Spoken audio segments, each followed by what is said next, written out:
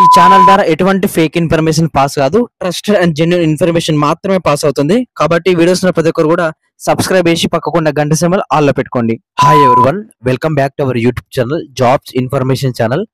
ఎంతగానో ఎదురు చూస్తున్న పోస్టల్ జీడిఎస్ 2025లో రెండవ నోటిఫికేషన్ అయితే విడుదల చేయబోతున్నారు. దానికి సంబంధించి ఈ వీడియోలో మీరు ఎక్కడ అప్లై చేసుకోవాలి అంటే మన తెలుగు వాళ్ళకు బెస్ట్ స్టేట్స్ అనేది నేను ఈ వీడియోలో కంప్లీట్ గా మీకు చెప్తాను. అంటే మనకు తెలంగాణ, ఆంధ్రప్రదేశ్లో కేవలం అప్లై చేసుకోవాలని మీ అందరికీ తెలిసిందే. కానీ మనకు వేరే స్టేట్లల్లో పెట్టుకుంటే జాబ్ అనేది ఈజీగా రావడం అయితే జరుగుతుంది. కాబట్టి ఎక్కడెక్కడ అప్లై చేసుకోవచ్చు, మన తెలుగు వాళ్ళు ఎక్కడెక్కడ ఏ స్టేట్లల్లో అప్లై చేసుకుంటే జాబ్ వస్తుంది అనేది కంప్లీట్ గా మీకు మ్యాప్ రూపంలో మీకు ఎక్స్ప్లెయిన్ అనేది చేస్తాను. కాబట్టి వీడియో అనేది కంపల్సరీ చూడండి. ఎవరైతే జీడిఎస్ కి అప్లై చేయాలనుకుంటున్న వాళ్ళు, పోస్టల్ జీడిఎస్ కి ఎవరైతే జాబ్ కొట్టాలి అనుకున్న వాళ్ళు ఈ వీడియో కంపల్సరీ ఎండ్ వరకు అయితే చూడాలి. కంపల్సరీ మీకైతే ఈ వీడియో మీకు అర్థమైందంటే మీకు 100% జాబ్ వచ్చినట్లే. ఎందుకంటే ఈ వీడియోలోనే మీకు కంప్లీట్ గా క్లారిటీ అనేది తెలిసిపోతుంది మీ మార్కులను బట్టి. కాబట్టి వీడియో అనేది క్లియర్ గా ఎండ్ వరకు చూడడానికి ట్రై చేయండి. నేను చెప్పినట్టు అప్లై చేసుకుంటే మీకు 100% జాబ్ అయితే రావడం అయితే జరుగుతుంది. కాబట్టి వీడియో అనేది క్లియర్ గా ఎండ్ వరకు చూడాలని అనుకుంటున్నాను. అండ్ ఇటువంటి జెన్యూన్ అప్డేట్స్ కోసం మన ప్రతి ఒక్కరు కూడా సబ్స్క్రైబ్ చేసి పక్కకున్న గంట సింబల్ ఆల్ లో పెట్టుకోండి. అండ్ వీడియోస్ ప్రతి ఒక్కరు కూడా లైక్ అయితే మన ఛానల్ కొంచెం బూస్ట్ అప్ ఉంటుంది. మీకు కంప్లీట్ గా రూట్ మ్యాప్ తోని మీకు కంప్లీట్ గా ఎక్స్ప్లెయిన్ అయితే చేస్తున్నాను.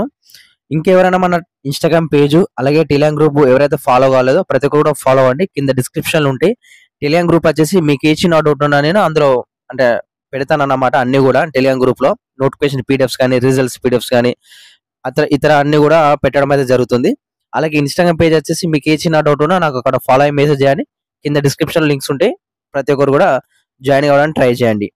ఇక చూసుకుంటే మనకు మెయిన్ గా మనకు తెలిసింది ఏంటంటే ఇక్కడ మీరు స్క్రీన్ మీద చూసుకోవచ్చు, తెలంగాణ, ఆంధ్రప్రదేశ్ ఈ రెండు స్టేట్లు మాత్రమే మనకు తెలుసు.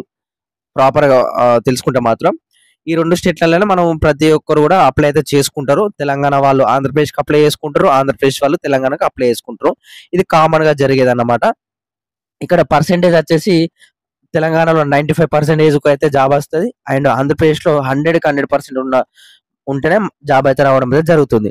అండ్ ఇందులో మనకు డివిజన్స్ కూడా ఉంటాయి. ఇందులో కరీంనగర్ కానీ, పెద్దపల్లి కానీ, హైదరాబాద్ సౌత్ డివిజన్ కానీ, మెదక్ కానీ, అండ్ నిజామాబాద్ కానీ ఈ విధంగా ఉంటాయి. అదంతా కూడా ఈ ఒకటే కట్ ఆఫ్ అయితే ఉంటుంది. మాక్సిమం టు మాక్సిమం 99% ఒకటే కట్ ఆఫ్ ఉంటుంది. దానికి దీనికైతే ఎటువంటి సంబంధం అయితే లేదన్నమాట. ఇది సంబంధించి మన తెలంగాణ వాళ్ళు ఆయన ఆంధ్రప్రదేశ్ వాళ్ళు ఎక్కడ అప్లై చేసుకోవాలంటే ఇక్కడ కింద నుంచి వద్దాం మనము. ఇక్కడ తమిళనాడుకి అయితే మనకు అప్లై చేసుకోవడానికి అయితే లేదన్నమాట. ఎందుకు లేదంటే తమిళనాడులో లోకల్ లాంగ్వేజ్ వచ్చేసి తమిళ్ అన్నమాట. ఆ తమిళ్ సబ్జెక్ట్ అనేది మనకు 10th మెమోలో అయితే ఉండాలి. కాబట్టి మనం చూసుకుంటే మనకు ఎటువంటి అప్లికేషన్ చేసుకోరాదన్నమాట ఇక్కడ తమిళనాడులో. ఎందుకంటే మనకు తెలంగాణ, ఆంధ్రప్రదేశ్ లో Telugu, Hindi, English, mathematics, general science, social అనేది ఇవి ఈ 6 సబ్జెక్టులు మాత్రమే ఉంటాయి. మనకు మెయిన్ గా చూసుకుంటే తెలుగు, హిందీ ఈ 2 సబ్జెక్టులు అనేది మెయిన్ అన్నమాట. ఈ పోస్టల్ డిపార్ట్మెంట్ కి అప్లై చేయాలంటే మనకు తెలుగు, హిందీ ఈ 2 ఏదైతే 2 ఉంటాయో లాంగ్వేజ్లు ఆ స్టేట్ లోనే అప్లై అయితే చేసుకోవాలన్నమాట. మీకు క్లియర్ గా చెప్తాను చూడండి. ఇక్కడ తమిళనాడులో తమిళ్ ఉంటది కాబట్టి మనకు తమిళ సబ్జెక్ట్ లేదు కాబట్టి నాట్ ఎలిజిబుల్. కేరళ మలయాళం ఉంటుంది, నాట్ ఎలిజిబుల్. అండ్ కర్ణాటకలో నాట్ ఎలిజిబుల్. కన్నడ ఉంటది. ఎందుకంటే నాకు 2 days బ్యాక్ ఏమో నాకు మెసేజ్ చేశారు ఒక సబ్స్క్రైబర్, అన్న నేను ఆంధ్రప్రదేశ్, నేను కర్ణాటక అప్లై చేసుకోవచ్చు అని, నాట్ ఎలిజిబుల్ అని చెప్పినాను.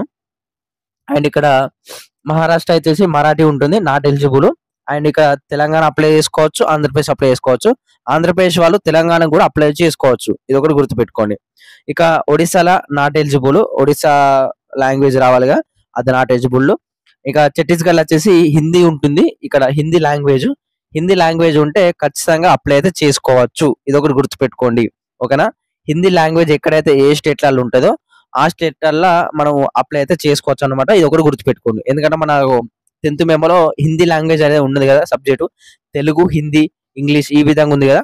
ఆ హిందీ ఉంది కాబట్టి మీరు అప్లై అయితే చేసుకోవచ్చు. ఇక మధ్యప్రదేశ్ వచ్చేసి అప్లై అయితే చేసుకోవచ్చు. మన సబ్స్క్రైబర్స్ ఎక్కువ శాతంగా ఎక్కడ ఉంటారంటే మధ్యప్రదేశ్ లో, ఛత్తీస్గఢ్ లో, జార్ఖండ్ లో అండ్ బీహార్ లో ఈ స్టేట్లలో మెయిన్ గా అప్లై అయితే చేసుకుంటారు. మేల్ అయినా కానీ ఫీమేల్ అయినా కానీ ఫీమేల్ వాళ్ళు ఎక్కువగా మధ్యప్రదేశ్లో అప్లై అయితే చేసుకుంటున్నారు మనకు లాస్ట్ నోటిఫికేషన్ కానీ చూసుకుంటే మాత్రం. ఇక గుజరాత్ నాట్ ఎలిజిబుల్ అన్నమాట, గుజరాత్ రావాలి కదా. అండ్ రాజస్థాన్ నేను మర్చిపోయినా, రాజస్థాన్ కూడా మనకు చాలా మంది సబ్స్క్రైబర్స్ ఉన్నారు. రాజస్థాన్ స్టేట్ లో కూడా అప్లై అయితే చేసుకుంటారు, హిందీ లాంగ్వేజ్ అయితే రావాలి కంపల్సరీ. ఇక ఉత్తరప్రదేశ్ కూడా ఎలిజిబుల్ అన్నమాట. ఇక హర్యానా, పంజాబ్, ఇక్కడ పంజాబ్ లో eligible. And Uttarakhand, Himachal Pradesh, Jammu and Kashmir కూడా ఎలిజిబులే. ఇక్కడ మీరు అప్లై అయితే చేసుకోవచ్చు. మీరు అంత దూరం వెళ్తారంటే అది మీ ఇష్టం అన్నమాట. ఓకేనా, డిపెండ్ ఆన్ యువర్ డిసిషన్ అన్నమాట. ఇక బీహార్ లో వచ్చేసి అప్లై అయితే చేసుకోవచ్చు. ఇక జార్ఖండ్ లో కూడా అప్లై చేసుకోవచ్చు. వెస్ట్ బెంగాల్ కూడా అప్లై అయితే చేసుకోవచ్చు. హిందీ, ఇవన్నీ కూడా హిందీ స్టేట్స్ అన్నమాట, హిందీ లాంగ్వేజ్ ఉన్నాయి కాబట్టి మీరు ప్రతి ఒక్కరు కూడా అప్లై చేసుకోవడానికి ఎలిజిబిలిటీ ఉంటుంది. ఇక నెక్స్ట్ మనకు ఇటు 7 సిస్టర్ స్టేట్స్ అంటారు కదా, అరుణాచల్ ప్రదేశ్ కానీ, అస్సాం, నాగాలాండ్, ఇక్కడ మణిపూర్, మిజోరం, మేఘాలయ, ఇక్కడ సిక్కిం ఉన్నాయి కదా. ఇవన్నీ కూడా మనకు ఆ, మనకు వేరే స్టేట్లు అన్నమాట. అంటే ఇక్కడ రూట్ మ్యాప్ కరెక్ట్ ఉండదు, ట్రైన్స్ అవన్నీ కరెక్ట్ ఉండేవి. ఈ అరుణాచల్ ప్రదేశ్ కి అయితే నాట్ ఎలిజిబుల్ టు, ఇక్కడ లోకల్ లాంగ్వేజ్ సర్టిఫికేట్ అయితే అడుగుతున్నారట. ఇక్కడ ఇదైతే మనకు నాట్ ఎలిజిబిలిటీ అనమాట. ఇక్కడ నాగాలాండ్ లో అప్లై చేసుకోవచ్చు. మణిపూర్ లో ఇంగ్లీషే ఉంటుంది మొత్తం క్లియర్ గా, ఇంగ్లీష్ పర్ఫెక్ట్ అయితే సరిపోతుంది. పర్ఫెక్ట్ కాదు, ఇంగ్లీష్ అయితే సరిపోతుంది అంతే, మామూలుగా మాట్లాడే ఉంటే సరిపోతుంది. మణిపూర్ లో అప్లై చేసుకోవచ్చు. మిజోరం నాట్ ఎలిజిబుల్ అనుకుంటా. త్రిపుర కూడా అవసరం లేదు, మీరు అక్కడ వెళ్ళడం అవసరం లేదు. మేఘాలయలో కూడా వెళ్ళొచ్చు. అండ్ అస్సాంకు నాట్ ఎలిజిబుల్, అస్సాం లాంగ్వేజ్ రావాలి కదా, అది నాట్ ఎలిజిబుల్. ఏదైతే స్టేట్స్ చెప్పినో ఇవన్నీ కూడా నేను ఎలిజిబుల్ అన్నమాట. మీరు ఏ స్టేట్ కి అప్లై చేసుకోవచ్చు, మీరు ఎక్కడైనా అప్లై చేసుకోండి. కానీ కొంచెం నార్త్ స్టేట్ కాబట్టి మీరు చూసుకొని ఎవరైతే వెళ్ళాలనుకున్న వాళ్ళు వెళ్ళండి. ఇవి స్టేట్లకు సంబంధించి ఎక్కడైతే అప్లై చేసుకోవాలి మనకు ఎలిజిబిలిటీ ఉందో, నేను నెక్స్ట్ వీడియోలో మన పర్సెంటేజ్కి, ఏ పర్సెంటేజ్కి ఎక్కడ జాబ్ వస్తుంది అంటే మనకు ఇప్పుడు మధ్యప్రదేశ్లో 90% జాబ్ వస్తుంది, అండ్ బీహార్లో 75% జాబ్ వస్తుంది. ఈ విధంగా స్టేట్కి బట్టి నేను నెక్స్ట్ వీడియోలో నేను కంప్లీట్ గా దాని గురించి ఎక్స్ప్లెయిన్ అయితే చేస్తాను. కాబట్టి నెక్స్ట్ వీడియో కూడా చూడండి. నేను 2-3 రోజులలో, రేపు కానీ ఎల్లుండి కానీ దాని గురించి కూడా పెడతాను, ఒకసారి చూడండి. ఓకేనా. అండ్ ఫైనల్ అయిపోయింది ఏంటంటే ఈ స్టేట్లలో మీరైతే అప్లై అయితే చేసుకోవచ్చు. మీరు ఎక్కడికి వెళ్ళాలనుకున్న వాళ్ళు అక్కడికైతే వెళ్ళండి. And BPM, mostly BPM prefer చేయండి. బీపీఎం జాబ్ వస్తేనే నార్త్ స్టేట్లకు వెళ్ళండి. అండ్ ఏపీఎం కానీ డాక్ సేవ్ వస్తే అది మీ ఇష్టం అన్నమాట. అండ్ ఫీమేల్ వాళ్ళు వచ్చేసి కేవలం బీపీఎం వస్తేనే వెళ్ళండి, అది కూడా దగ్గర స్టేట్లలో ఛత్తీస్గఢ్ కానీ, మధ్యప్రదేశ్ కానీ, జార్ఖండ్ కానీ, ఈ రాజస్థాన్ కానీ, ఈ 4-5 స్టేట్లలో వస్తేనే జాబ్ వెళ్ళండి. ఇక దూరం వస్తే అది వెళ్ళకపోతేనే బెటర్ అని నా ఆప్షన్. ఇక మీ ఇష్టం అన్నమాట. ఇది సంబంధించి అయితే స్టేట్లకు సంబంధించిన అప్డేట్. అండ్ ఫైనల్ అయిపోయిందంటే ఇంటర్ వీడియో. ఇటువంటి జెన్యూన్ అప్డేట్స్ కోసం మన ఛానల్ ప్రతి కూడా సబ్స్క్రైబ్ చేసి పక్కకున్న గంట సింబల్ ఆల్ పెట్టుకోండి. Thank you.